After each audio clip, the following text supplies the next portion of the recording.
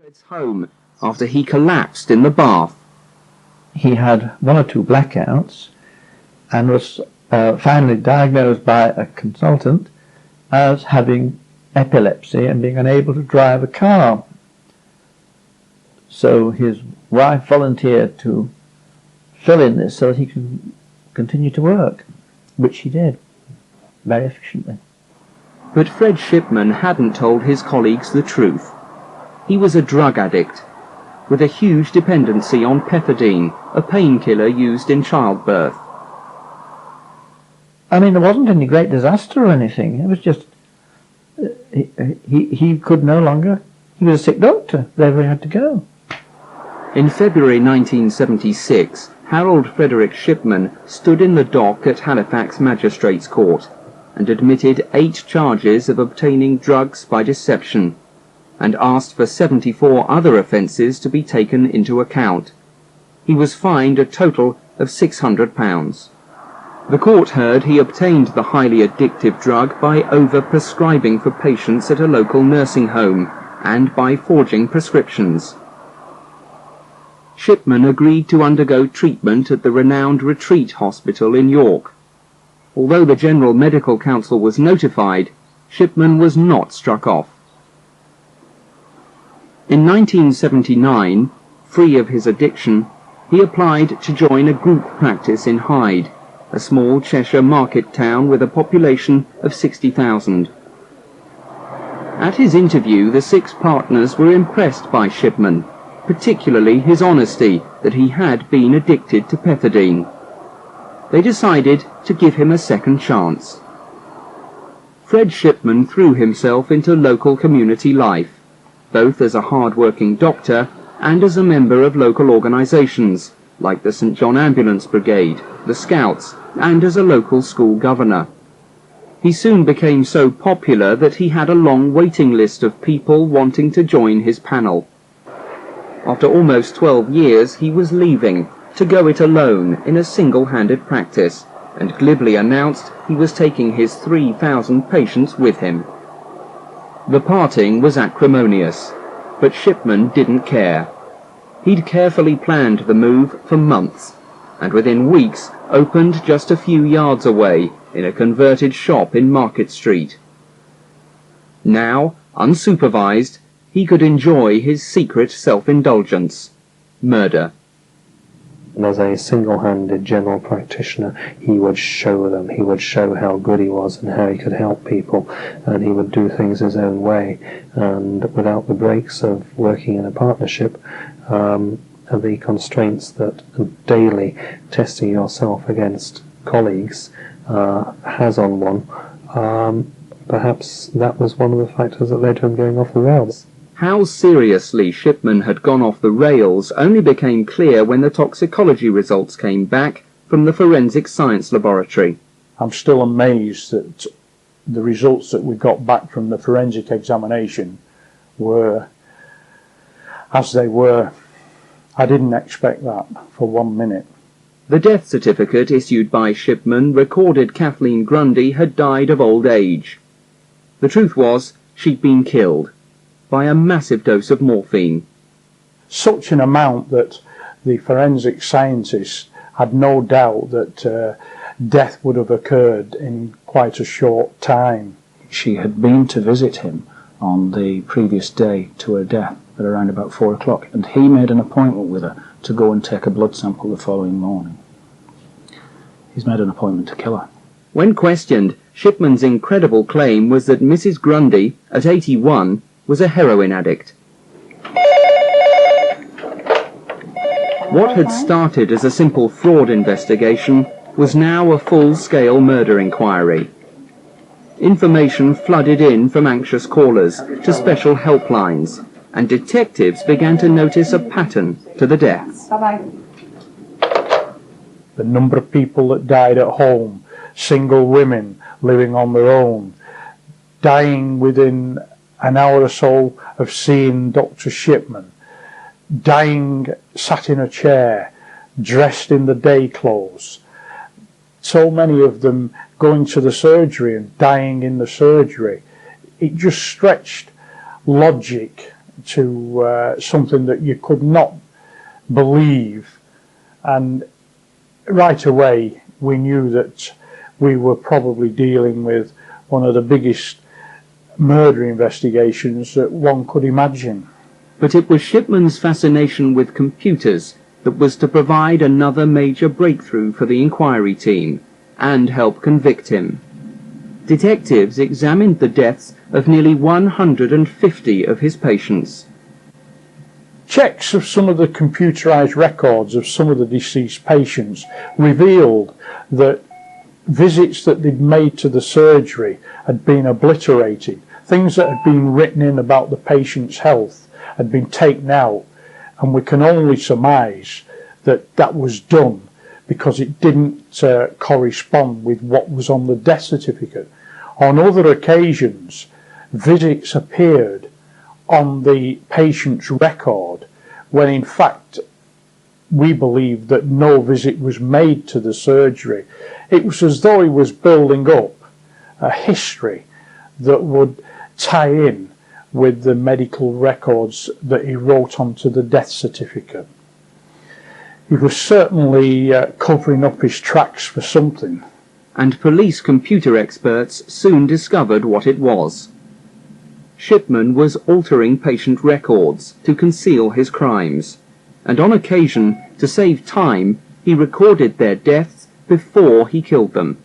The number of deaths towards the end were increasing at such a rapid rate that I sometimes wonder whether he'd have time to prepare a lot of what he was doing, and this was why he was changing the medical records round about the time the person died, shortly afterwards. And in fact, in one case, he was altering the records before a body was even found. What we decided to do was to go back over a period of 12 months and ascertain how many people had died and how many death certificates that Dr. Shipman had written. In a 12-month period, there were some 36 deaths. One of the things that jumped out at us was that never had there been a post-mortem. We also realised that the number of deaths that he had in a 12-month period was 2.5 times more than the average. An incident room had been set up at Ashton-under-Lyne police station, manned by 56 hand-picked detectives. Special flowcharts were designed, showing when, where, how, and under what circumstances patients had died in the previous 5 years. Our investigations established that on many, many occasions Dr. Shipman had seen them on the day that they died. In a lot of cases he'd seen them within, if not an hour, certainly a couple of hours of death. And again, that itself became illogical. Alice Kitchen was one of those illogical cases, where Shipman had visited shortly before she died. But there was something unusual which bothered her family. All the family were very surprised and wondered why she was sat where she was on the settee, because she never sits there. She always sits in a chair where she can see out the window, and as soon as anybody pulls up, she's got the door open ready for them before they've got to the door. She always sits there, and where she was found on the settee, she had her back to the window. And I do know that one neighbour that was interviewed was asked if she saw Dr. Shipman coming or going, and she said that he was coming out as she was going in her house, and that she thought it was unusual that my mother was sat on the settee. She could see the back of her, and she said that she never sits there, and that she always sees everybody to the door, and she didn't see him to the door. She thought that was odd. And Dr. Shipman never spoke to her, never said she's not well, will you sit with her, or anything like that. Alice Kitchen may have died in an unusual chair at home, but 5 of Dr. Shipman's patients died in an even more unlikely place, his surgery. We spoke to a number of doctors and said, well, you know, how many times have you ever had a patient die in the surgery? And most doctors look aghast. They said, well, it never happens. One of those who died in his surgery was 72-year-old Edith Brady, a long-term patient of Fred Shipman. Edith, who loved a social occasion, was the principal guest at the family's Christmas party a few months before her death. He told me that she'd gone in the back room to lay down and he just went in and found her dead, and that he worked on her and nothing could be done. So we spent some time with her. I gave her a kiss and I noticed how tidy she was, and they said it was her heart, and we just accepted that that's what it was. And I was just glad that she didn't have to have a post-mortem, because I didn't want her being messed about. I just said, well, I'm glad she was here. And he said, well, she's not the first one to die. He had another lady that died in here who said that at the time. And I was glad, because that's the place she liked to be. She liked Dr. Shipman. We used to joke about it, because we used to say, she's always down there, and I bet he's got fed up with her and bumped her off. And now when I think about it, it's unbelievable. Detectives were also noticing other disturbing facts. That Shipman had been present when 6 of his patients died in one street in an 18-month period. And that in 1 month, 8 women patients died mysteriously. We saw that on one occasion, in a particular month, there were 8 people died, which is on average of 2 a week. And whenever we spoke to other people in the medical profession, they stood back in amazement. In part 3, how Shipman stole from his patients and acquired his means to kill.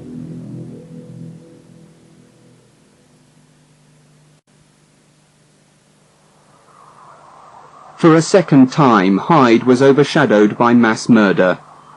In the mid-1960s, it was home to Myra Hindley and Ian Brady, the Moors murderers.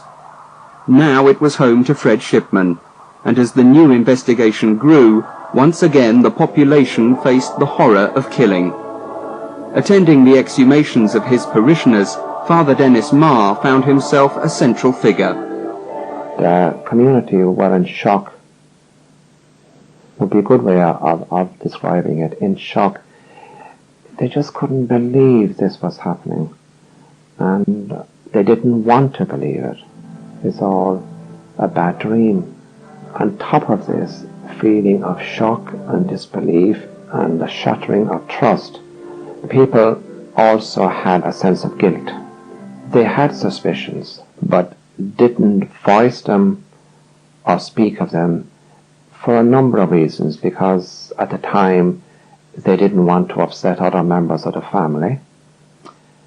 But a more common factor, who would have believed me anyhow if I said this to anybody? Father Dennis vividly remembers Shipman's dismissive manner towards the grieving family of Winnie Mellor, only hours after he'd murdered her.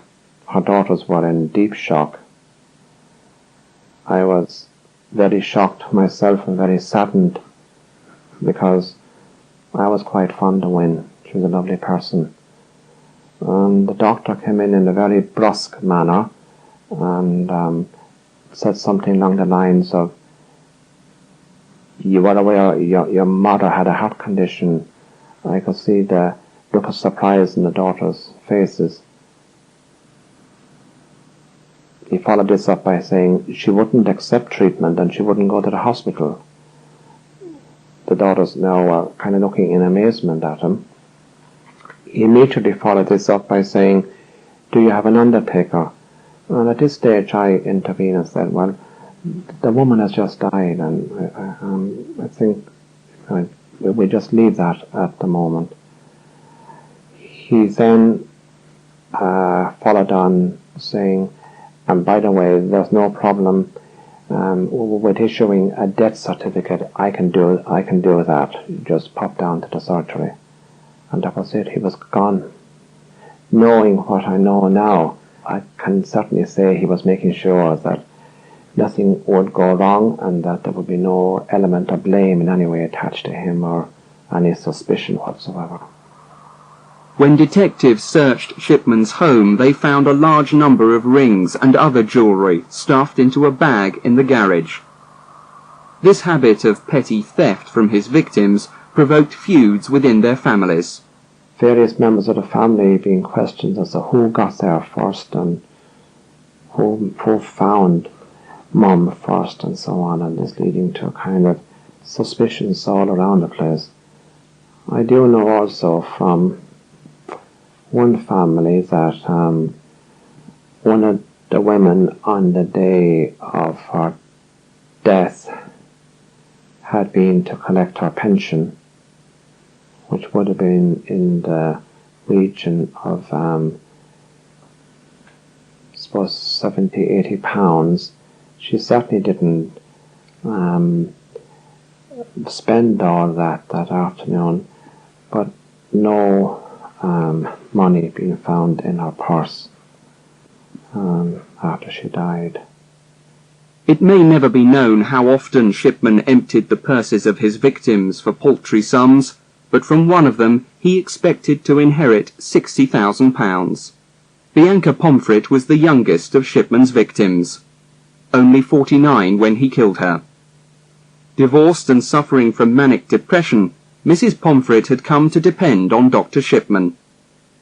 In a nutshell, she thought the world of him, to the extent that several years ago we were contemplating moving houses. And one of the reasons why we didn't move is she stressed that she would have preferred to have stayed in Tameside and under Dr. Shipman. Now I think if somebody puts the relationship that they've got with the doctor above moving on to a new form of life, got to be quite a close link. So much so that she informed me several months before her death that she was actually leaving all the monies and properties to him in a will. She also stated that she'd told Dr. Shipman this. Fortunately, I convinced her that the proper thing to do would be to leave her monies and properties to the grandchildren. I can't speculate as to why Shipman murdered Bianca, whether or not it was because of the fact that he thought he was going to benefit financially, or maybe even if she had informed him, he realised he'd been corralled. Oh well, I don't know. Bianca Pomfret was the fourth victim to be exhumed. In the following month, police opened 8 more graves and removed the bodies for examination. Each body contained varying high levels of morphine. But even without a body, police were able to charge Shipman with the murders of 6 patients who'd been cremated. So incriminating was the computer and other circumstantial evidence. The evidence that we were being presented with in relation to those bodies where they had been cremated was so overwhelming as far as we were concerned that we could not just put it to one side. By now it was becoming obvious to police that Shipman arrogantly believed he'd created the perfect murder and had got away with it for years. He believed that he was able to face this thing out, that people didn't have a superior enough intellect to break down and establish the facts of what had gone on here. When he was arrested, detectives like Stan Edgerton saw that arrogance at first hand. During the course of questioning, his arrogance was to the fore all the time. Whenever I spoke to him, it was plainly obvious that he thought I was beneath him, and that he gave a distinct impression that it should be at least the superintendent that was talking to him and dealing with him. And he made that plainly obvious that I wasn't his intellectual equal. I think that he came in to be interviewed on the first occasion on the 7th of September, and having walked in through the door, he expected to be walking out around about 5 o'clock in the evening. And I think he was surprised when he was charged with murder. You could see his demeanour change, his voice changed. The arrogance was the first thing to go, and then to a certain extent he tried then to control the interview by changing the subject or trying to indicate to the interviewing officers that they didn't understand. And as we went further into the interviews and we put the forensic evidence towards him, the morphine in the body, he could not in any way explain that. The medical records, he couldn't explain again why they'd been changed. Eventually, he got more and more distressed, and at one stage actually broke down. But what really shocked hardened detectives like Inspector Edgerton was the ruthless and cynical lengths Shipman went to obtain his weapon to kill, the morphine. 2 years ago, former airline pilot Jim King was wrongly diagnosed with cancer, a week after marrying his American wife Debbie. After undergoing 3 months of painful chemotherapy, Shipman was told he'd never had cancer. But Shipman failed to pass on the good news. Instead, Shipman continued to prescribe Jim massive amounts of morphine in order to maintain a regular supply of his murder weapon. He was told on 3 separate occasions by consultants from different hospitals that I had not had cancer. I had never had cancer. But he still proceeded to do this. I know now why he did this.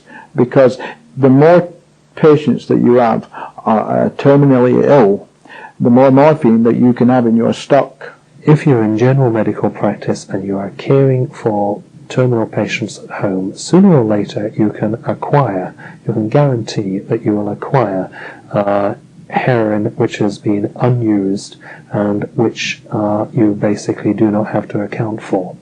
Jim's father, a Shipman patient, was so concerned about his son's health that he started asking questions. Too many for Shipman's liking, and the doctor killed him. My father had been down to the surgery a few times to ask Dr. Shipman what was going on with my case, because he could see me deteriorating rapidly with the amount of morphine I was using. I mean, that son of a gun killed my father on Christmas Eve, of all the days, to do this. And I believe he did that because he needed to stop this man complaining at that time.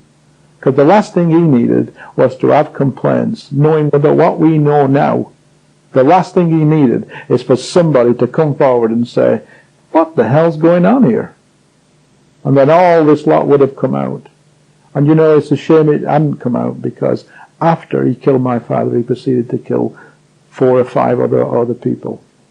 And Shipman would almost certainly still be killing today, but for his amateurish attempt to forge Mrs. Grundy's will. But the big question still remains. Why did a doctor dedicated to saving life murder his patients? Those close to the case have their own theories. He might get a kick out of being in control, and the ultimate power is the power over life and death. I can't think of anything else that could explain it. Why he did it, I think, is simply a matter of convenience, that it was more convenient perhaps to get rid of a patient who was an awkward patient by killing her than by trying to persuade the family practitioner committee to transfer her to another general practitioner.